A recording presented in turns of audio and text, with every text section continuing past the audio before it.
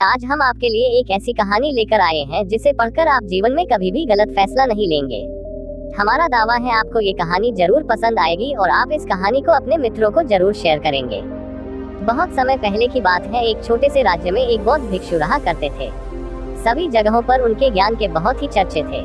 वो भी क्यों ना, वह बहुत बड़े ज्ञानी थे। उनके ज्ञान के चर्चे उस राज्य के निकट के सभी राज्यों में होता था। उनके पास लोग दूर दूर से आते थे ताकि अपनी समस्याओं का समाधान प्राप्त कर सके।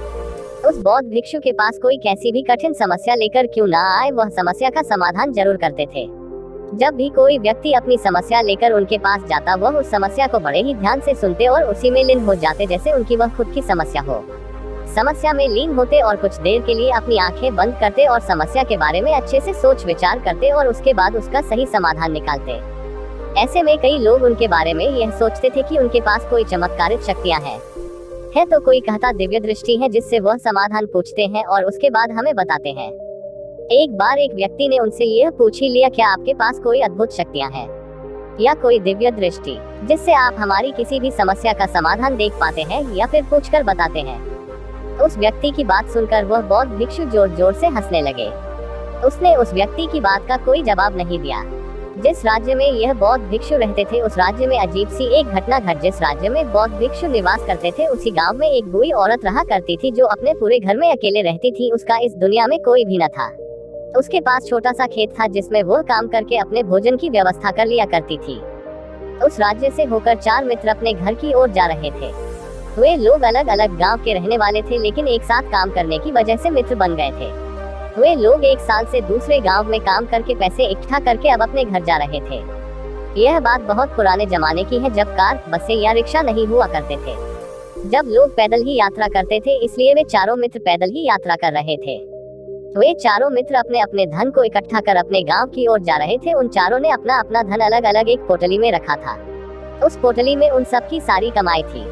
तभी उन चारों मित्र में से एक मित्र कहता है, मित्रों, इस तरह हम अपना धन अलग अलग रखेंगे तो चोरी हो सकता है। क्यों न हम अपना धन एक ही पोटली में रखें, जिससे हम सभी ध्यान दे सकेंगे और हमारा धन सुरक्षित रहेगा। और जब हम अपने गांव नजदीक होकर अलग होंगे तो वहां पर हम अपना अपना हिस्सा अलग अलग कर लें। उस तीनों मित्र ने उस युवक की बात मान ली और वे सभी मिलकर अपना धन एक ही पोटली में रख देते हैं और वे सभी मिलकर अपने गाँव की ओर आगे बढ़ते हैं। चलते चलते काफी समय बीत चुका था और अब रात होने वाली थी।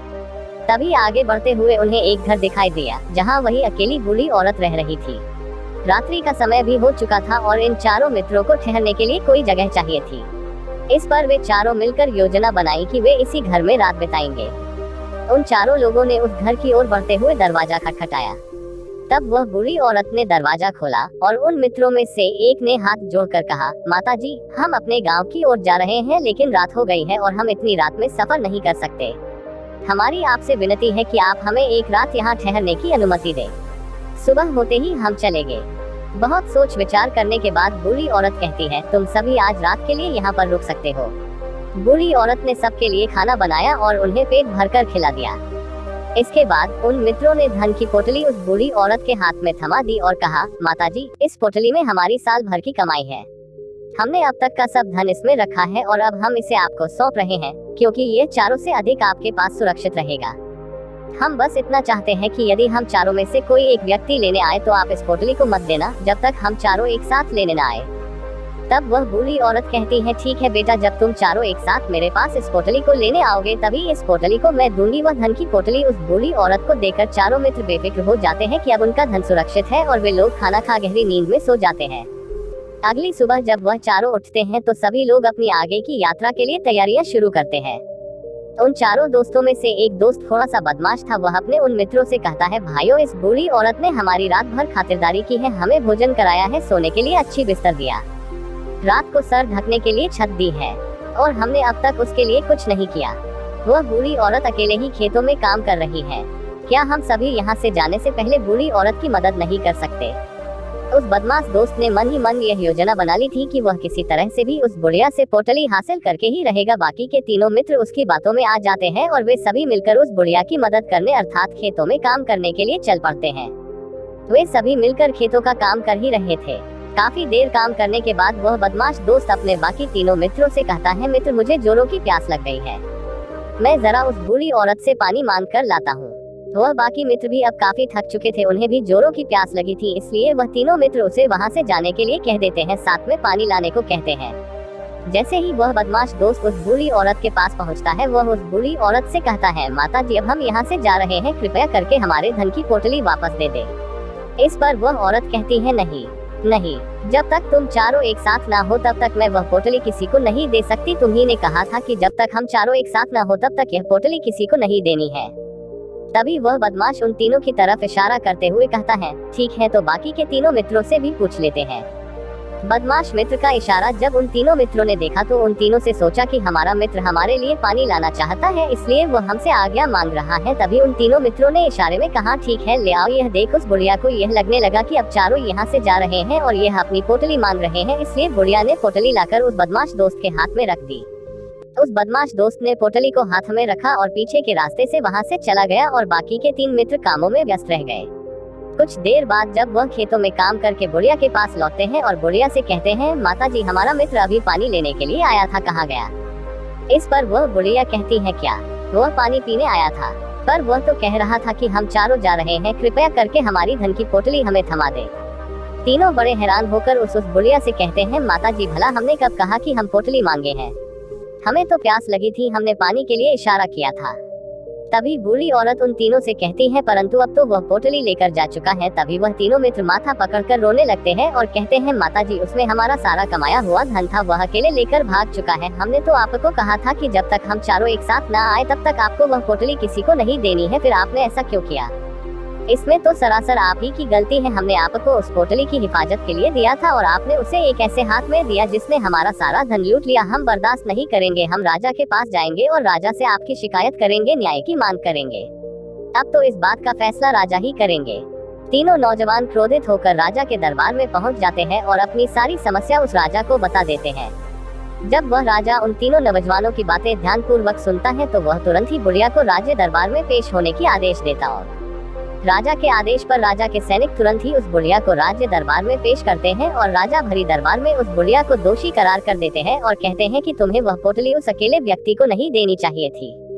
जब उन्होंने तुमसे कहा था कि जब तक वह चारों एक साथ उस पोटली को लेने न आए तब तक तुम्हें वह धन किसी को नहीं देना चाहिए था। इसमें तुम्हारी गलती है और अब तुम्हें हर्जाना भरना पड़ेगा, तुम्हें इनका धन लौटना होगा। राजा का यह आदेश सुनकर बूढ़ी औरत फूट फूट कर रोने लगती है और राजा ने मदद की गुहार लगाती है और कहती है, हे राजन मैं तो एक बूढ़ी औरत हूँ और मेरे पास इतना धन नहीं है और न ही मेरे घर में कोई ऐसा नहीं है जो धन कमाता हो। मेरे पास इतना धन नहीं है कि मैं लौटा सकूं, मैं तो अकेली हूँ, बेसहारा हूँ, कृपया करके मुझ पर रहम करे। लेकिन राजा उस औरत की एक नहीं सुनता और वह औरत रोते हुए अपने घर की ओर जा रही थी। आखिर मैं इतना धन कहाँ से लाऊं कि कैसे मैं उन लोगों का यह धन कैसे लौटाऊंगी? मेरे पास इतना धन नहीं है, मैं क्या करूँ, कैसे करूँ, कहाँ से लाऊं इतना धन? अगर मैंने उनका धन नहीं लौटाया तो राजा मुझे मार डालेगा। इसमें मेरी भी गलती है। जब उन चारों ने मिलकर कहा था जब हम चारों एक साथ ना हो तो तब तक वह पोटली किसी को नहीं थामनी है, फिर भी मैंने वह पोटली केवल एक व्यक्ति को थमा दी, गलती तो इसमें मेरी ही है। यह सारी बातें सोचते सोचते अपने घर की ओर जा रही थी। तभी उस बुढ़िया औरत को वही बौद्ध भिक्षु मिले जो बड़ी ही आसानी से किसी भी समस्या का समाधान करते थे। तब बौद्ध भिक्षु बुढ़िया औरत से पूछते हैं, क्या बात है बेटी, क्यों परेशान हो और रो रही हो? इस बात पर वो बुढ़िया संत को सारी बातें बता देती है। उसके बाद कहती है, हे महाराज इसमें गलती तो मेरी ही है। उन्होंने तो कहा ही था कि जब तक हम चारों एक साथ न आए तब तक पोटली किसी एक को मत देना, लेकिन मेरी बुद्धि भ्रष्ट हो गई थी जो मैंने पूरा धन किसी एक व्यक्ति को दे दिया और वह उनका सारा धन लेकर चला गया। लेकिन अब मुझे समझ नहीं आ रहा है कि मैं इतना धन कहाँ से लाऊं और कैसे जुटाऊं। राजा ने अब तो आदेश भी दे दिया है कि मुझे धन लौटना पड़ेगा, अब मैं इसी संकट में हूँ, इतना सारा धन कहाँ से लाऊं। वह भिक्षु उस बुढ़ी औरत से कहते हैं, तुम रो मत, मैं कोई न कोई रास्ता निकालता हूँ। इतना कहकर वह संत वहीं पर बैठ जाते हैं और कुछ देर के लिए आंखें बंद करके सोचते हैं और मौन रहकर समस्या का समाधान निकालते हैं। बहुत सोचने के बाद वे आंखें खोलते हैं और कहते हैं, बेटी राजा का फैसला गलत है, तुमने जो किया उसमें तुम्हारी कोई गलती नहीं है। यह सुनकर बुढ़िया एकदम चुप सी हो गई और सोचने लगी, आखिर राजा का फैसला कैसे गलत हो सकता है? वह तो सबका न्याय करते हैं, तो मेरे साथ गलत कैसे कर सकते हैं? उस संत और बुढ़िया की बात आसपास खड़े सभी लोग सुन रहे थे। वे लोग भी अचरज में थे कि राजा का फैसला कैसे गलत हो सकता है। उनकी बातें सुन रहे वहां खड़े लोग बोले, राजा कैसे गलत हो सकते हैं? इस बुढ़िया ने ही गलती की है, चारों का धन एक को ही दे दिया। ऐसे में इस बुढ़िया को उनका धन तो लौटना ही चाहिए। तभी वह संत उस बूढ़ी औरत से कहते हैं, जाओ और राज दरबार में कह दो आपका फैसला गलत है। पहले तो बुढ़िया इतनी हिम्मत ही नहीं जुटा पा रही थी कि वह भरे राज्य दरबार में जाकर यह कह सके कि आपका फैसला गलत है। संत के फिर कहने पर वह राज्य दरबार लौटी और डरते डरते बोली, हे राजन, आपका फैसला गलत है। इतना कहकर वह राजा को सारी बात सच सच बता दी। उस बुढ़िया की बात सुनकर राजा बहुत क्रोधित हुआ और उस बुढ़िया से कहा, कौन है वह संत जिसने मेरे फैसले को गलत बताया है? क्या उन्हें लगता मैंने सही निर्णय नहीं लिया है? मैं प्रतिदिन कई निर्णय लेता हूँ, लेकिन आज तक किसी ने नहीं कहा कि मेरा फैसला गलत है। आगे राजा ने कहा, ठीक है, फिर उस संत को बुलाओ और उन्हें न्याय करने देते हैं। अगर उस संत ने सही फैसला नहीं सुनाया तो मैं उन्हें फांसी की सजा दे दूंगा। राजा ने तुरंत ही अपने सैनिकों को आदेश दिया, जाओ और उस संत को लेकर आओ। यह बात सारे नगर में फैल गई है। सभी यह जानने को उत्सुक थे कि आखिर वह संत कौन है जिसने राजा को कहा है कि उनका फैसला गलत है और अब वे खुद इसका न्याय करने आ रहे हैं। वे सैनिक कुछ देर बाद उस संत को लेकर राज्य दरबार पहुँचे। राज दरबार में सभी लोग उपस्थित थे। उन संत को देखकर राजा कहता है, महाराज, आपको ऐसा क्यों लगाता है? मैंने जो फैसला सुनाया है वह गलत है। इस बुढ़िया ने यह वादा किया था कि वह चारों लोगों की उपस्थिति में ही धन की पोटली देगी, लेकिन इसने सिर्फ एक ही व्यक्ति को धन की पोटली थमा दी। इसने अपना वादा तोड़ा है। इसे एक व्यक्ति को धन नहीं देना चाहिए था। अब इसे बाकियों का धन लौटना पड़ेगा। उद्धरण चिन्ह। वह उनका सारा धन लेकर भाग गया तो इसमें इसकी गलती हुई ना। अब इस बूढ़ी औरत को ही बाकियों का धन लौटना पड़ेगा। तो मेरा फैसला गलत कैसे हुआ? इसके बाद बौद्ध भिक्षु बड़ी विनम्रता से कहते हैं, हे राजन, यह आपका फैसला था, लेकिन मैं आपसे कुछ कहना चाहता हूँ। इस पर राजा कहता है, ठीक है, कहिए, आप क्या कहना चाहते हैं? तब वह साधु बड़ी विनम्रता से कहता है, राजन, जैसा कि वादा किया गया था कि पोटली इन चारों मित्रों की उपस्थिति में ही दी जाएगी, और अभी ये यहाँ केवल 3 ही मौजूद हैं। चौथा कहाँ है? इनसे कहिए ये तीनों अपने चौथे मित्र को वापस लाए, तभी इनका धन वापस किया जाएगा। वादा भी वैसा ही किया गया था, जब तक चारों एक साथ न हो तब तक धन वापस नहीं करना है। अगर यह बूढ़ी औरत धन लौटा देती है तो अपना वादा तोड़ देंगी, यह भी तो सही नहीं है। यदि आप चाहते हैं इनका धन वापस लौटाया जाए तो इनसे कहिए पहले जाएं और अपने मित्र को वापस लाएं। उस राज्य दरबार में बैठ सभी लोग इस फैसले को सुनकर बहुत ही खुश हुए और संत की हाँ में हाँ मिलाने लगे। सभी उस संत की समझदारी की तारीफ भी की। राजा तुरंत ही उस संत के सामने सर झुका लेता है और हाथ जोड़कर कहता है, हे महाराज, आपका यह फैसला इतना सही कैसे हो सकता है? आखिर यह बात मेरे दिमाग में आया क्यों नहीं?